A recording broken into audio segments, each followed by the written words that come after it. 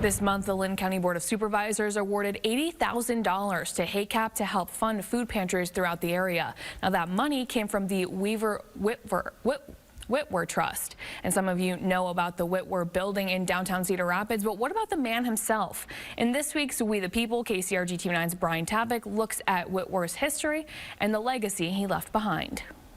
We want to preserve stories that help us tell what life was like in Linn County. There are more than 89,000 pieces in the collection at the History Center in Cedar Rapids.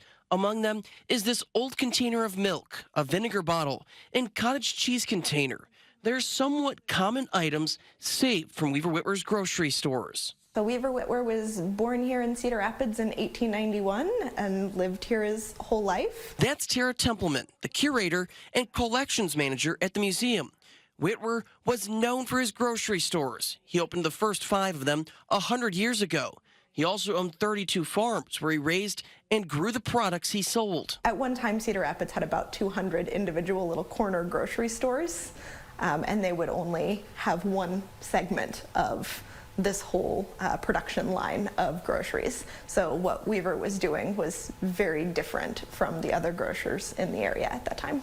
Also part of what Witwer left behind are these vintage Christmas cards showing him tending his cows, or this one of him sitting with his dogs. It's a certain humbleness a former employee George Miller describes in this 2002 interview with the Linn County Historical Society. But he says to me, he says, "George, I don't need that." He says, "I don't eat much. I got clothes." He says, "I don't eat much," he says. Miller says Witwer wasn't known to hand out raises, but he said he had other ways to give to employees. 4 of us got, $50 a month put away in the bank. He put it away for us, and he would not let us take any out and use it. He would not. Templeman says Witwer wasn't one for the spotlight, so collecting these pieces of history to tell his story at this museum hasn't been easy. Would you think to go to the grocery store and save the packaging from your cottage cheese and donate it to a museum? Like, that feels like a silly thing to be doing in the moment, but I'm really glad that someone did that. But it's his generosity after he passed that has left the biggest impact on the community.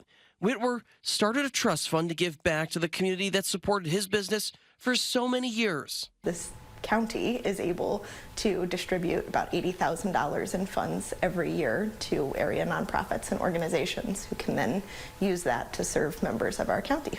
Witwer passed away in 1979, but the impact of what he left behind has helped Linn County residents for over the past half-century, especially for those in need. His generosity is in that trust. He was able to collect those funds and then make sure that they were available to the county and to organizations who needed them. In Cedar Rapids, Brian Tappick, KCRG TV 9 News.